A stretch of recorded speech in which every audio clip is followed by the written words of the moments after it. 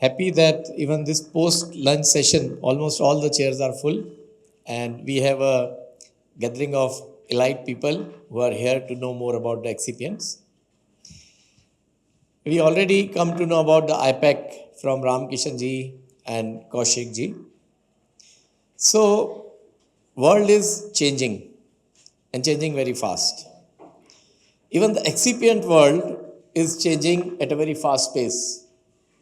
And that's why we are today going to talk about the shifting dynamics in quality and regulatory standards for excipients. As we have seen that IPAC India has completed 10 years and the industry in India is not very strong at this point but becoming stronger day by day.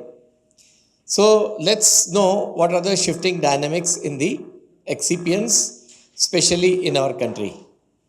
Next slide, please.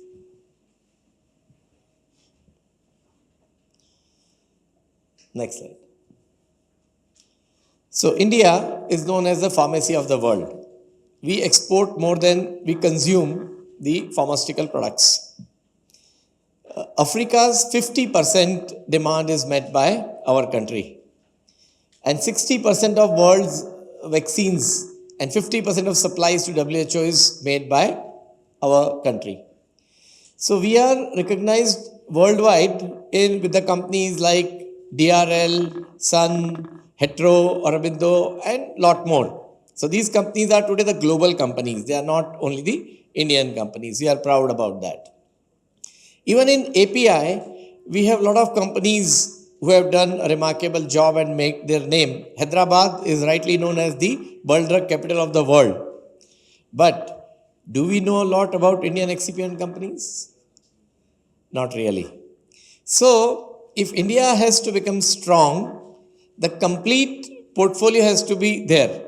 So, we have formulation makers, we have the API makers, but when it comes to excipient, we are lagging behind.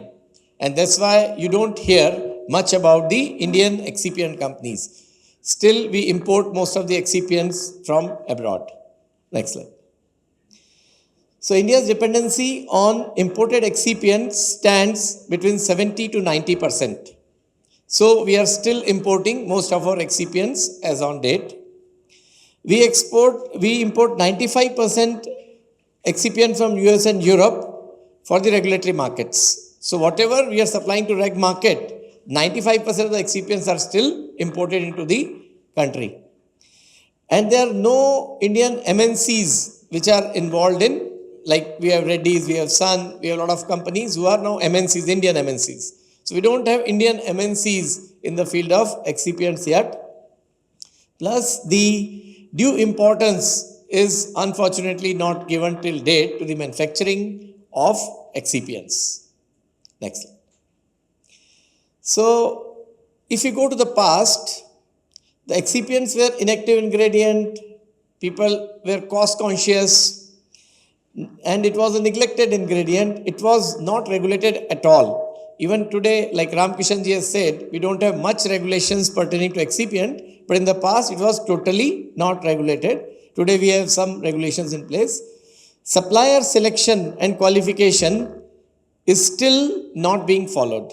So when you buy an API, we have a Q1, quality 1 approach. But when it comes to excipient, unfortunately we have a L1 or the lowest cost approach. And traceability. So suppose you are buying an excipient, you buy a technical grade, do the testing and use it in pharma. You don't know whether it's made in GMP environment, from where it came, it was made in some garage in China, or it's made in a good facility. It is not known many a times still as on date. So it's an irony. On one side, we're talking of world-class formulations. Other side, we are not really worrying much about the traceability and quality of the excipients that are used in the formulations. Next slide. Then, if we see these unfortunate tragedies in India and Bangladesh from 86 to 96, right from the JJ Hospital Lenten Commission days, we had deaths due to the low quality excipient. Even paracetamol syrup, we had a lot of issues, and 236 people have died in India and Bangladesh way back in 86 to 96. In 1990, there were issues in Nigeria in cough syrup, and about 47 people died. Haiti, due to glycerine, 88 people died. In Nigeria, 84 people have died in 2008. Next slide. And then, if you see, all these years, right from Mumbai's JJ Hospital to Gambia to Uzbekistan, we see the same familiar story of these not standard quality drug, and you'll be surprised, Ramkishan ji, thoda dhyan dene ka zarurat hai. All these, just go to one slide back. These are the deaths which have occurred in India, Bangladesh and other countries from 86 to 2008. Next slide. And this is the story from JJ Hospital to Gambia to 36 years. And all these deaths are due to low quality excipients, without exception. So it's a high time that we realize that excipient, if not used of the right quality, everything is GMP is there, everything is there, but excipient is low quality, it can result in such disasters. Next one.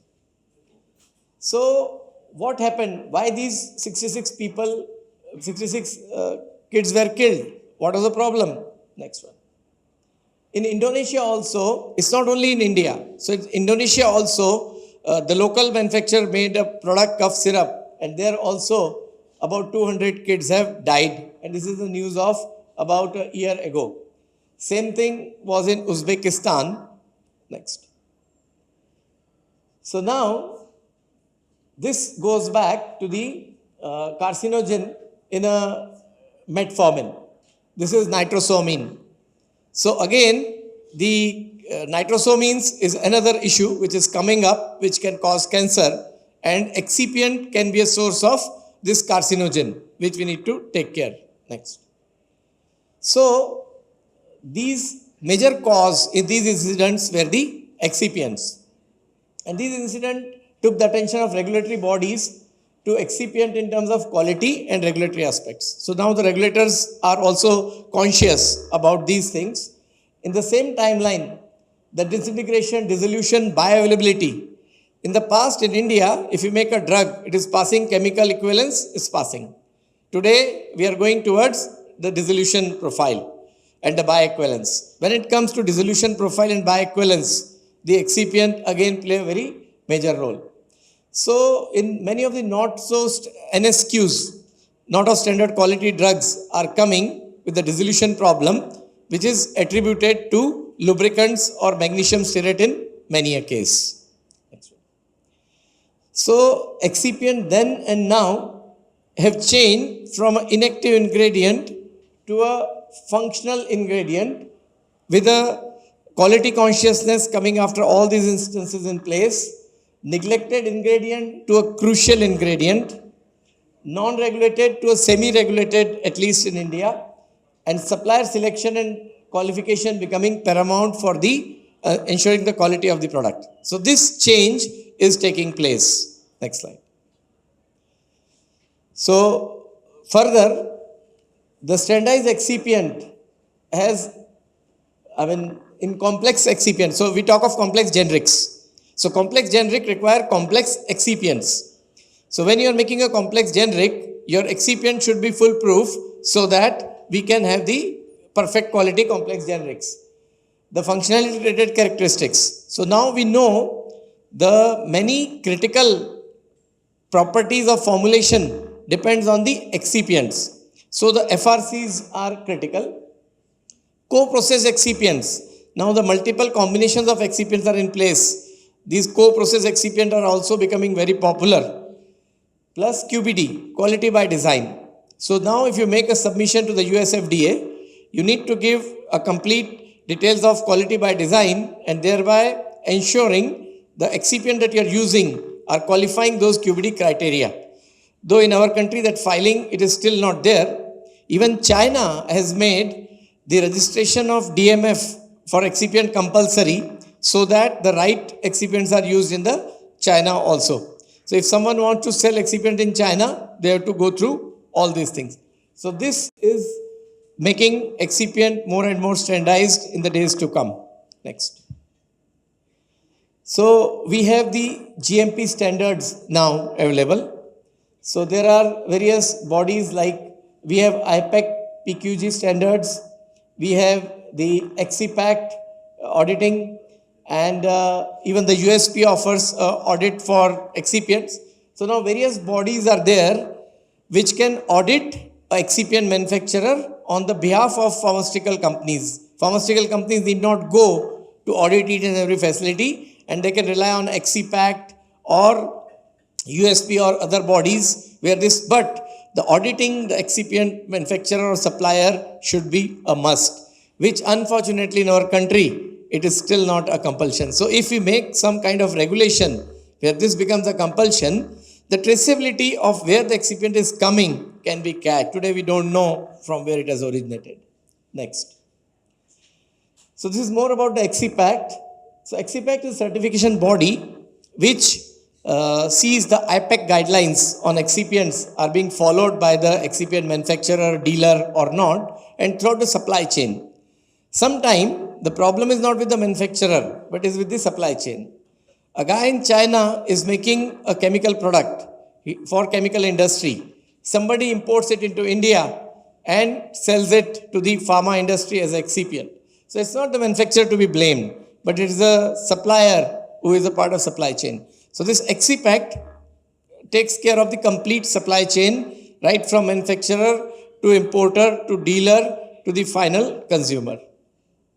Next.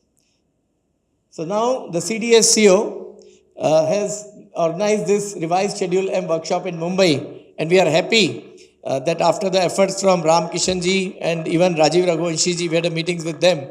They are now officially recognizing the importance of excipients, and in notification also to the state drug controllers, they have notified that when the inspectors are going for audits, they have to see to it that the right quality of excipients and the supplier qualification is being done or not. So thank you Ram Krishnji for that.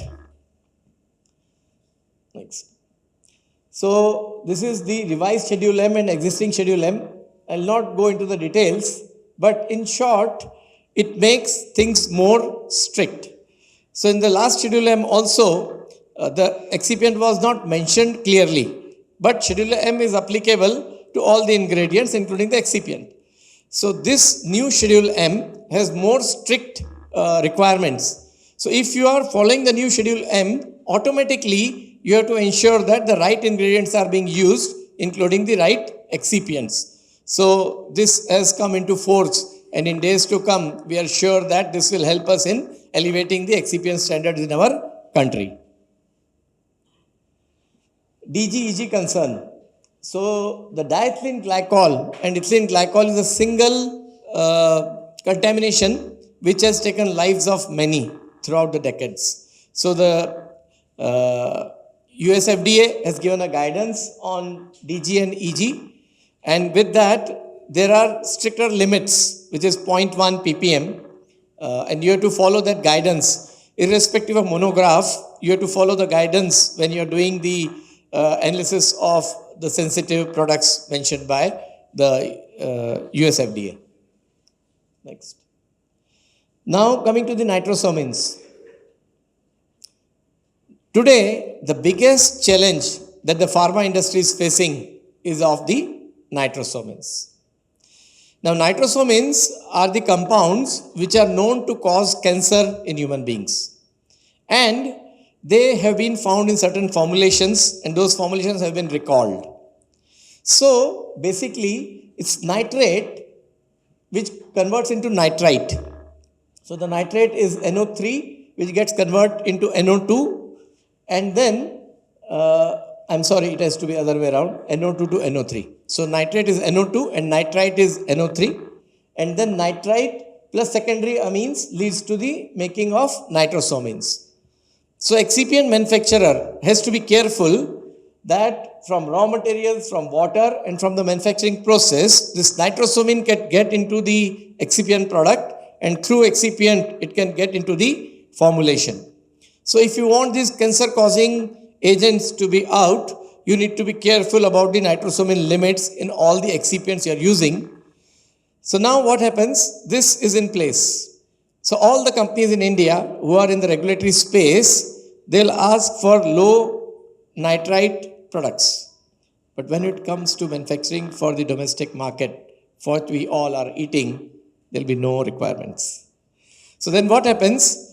When they are buying excipients for the US market, and I don't blame them because they say, there we sell in $1, we can afford these excipient. Here we have to sell in a rupee because of DPCO. So we can't afford those high quality excipient.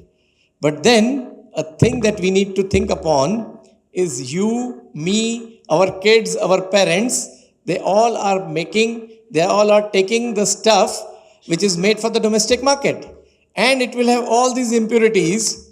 So we are putting our lives at stake by not following the things that we are doing for the regulatory markets. So and the cost of excipient is not very high. So overall, it's about 1 to 2% in a formulation. So if the Indian industry, especially the leaders, decide that they'll have a single excipient sources for the regulatory and domestic market, we can definitely elevate the standards and it will not have much impact on the pricing. Of course, it's government to take care of DPCO and other things so that even the manufacturer is not at the receiving end. Next. So today we have the lot of regulatory compliance. So excipient are now semi-regulated. They are coming under FDA, local FDA, XCPAC, then the US FDA, ISO, WHO guidelines, CDSCO. So all these bodies combinedly are trying to regulate. We are not fully regulated, but we are regulated to some extent. So the initiatives are being taken by all these bodies so that the excipient quality is getting better and better. Next one. So now what we can do in terms of especially nitrate and nitrite, limit should be there in the monograph. So in days to come, we should have these limits as a part of monogram so that if it is mandatory, then everybody will follow it. Even we had some detailed discussion in our IPAC annual day with the IPC head, and we requested them also that you can take initiative to include this in the new IPC, in the new IP. So we are hopeful that it will be included. Then suppose magnesium stearate. Now magnesium stearate is a lubricant and its main functionality related characteristics is the surface area and particle size. But the pharmacopoeia gives a lot of stress on chemical and other attributes, but the main functional characteristic is sometimes not a mandatory criteria which should be, because that is the main thing because of its working. So we need to have these revised monographs which should directly link with the performance. Like in QBD we say you have to link the critical material attributes to the critical quality attribute of the finished product. QTPP has to be linked. So that QBD approach should find a way in the monographs also. Then the black particle is a big problem in excipients. So there could be some thought on having control on the black particles in the pharmacopoeia itself. And sustainability is something we all need to worry about. So in excipients also, RSPO is a thing which is applicable for some palm oil based excipient, but it could be extended to more excipient sustainability, which is a must, can find in excipients also. Next one. So the conclusion of the study is ensuring the highest quality standard for excipient is necessary to ensure that you are having the highest quality finished formulations. If we miss something, we are going to have some impact somewhere and then we'll realize, oh, we missed that. So if we don't want that to repeat, then we have to ensure that safe pharmaceuticals can be made only through quality excipients. We need to adhere to the guidelines like GMP, IPAC, FDA, WHO, XCPAC as a compulsory thing. Today, many places it is optional. XCPAC is optional. So many people will not follow it. So we need to adhere to these guidelines and they should be, this will be playing a vital role in uplifting the excipient industry. The continuous improvement in manufacturing process can reduce the risk of EG, etc. So EG, is a side product, or it's a contamination which remains. It's a part of the process only. So if we improve the process, we can remove this problem. And by prioritizing the excipient quality, we safeguard the future of pharmaceuticals and ensure that they are effective and safe for all patients for which they are made. Thank you very much.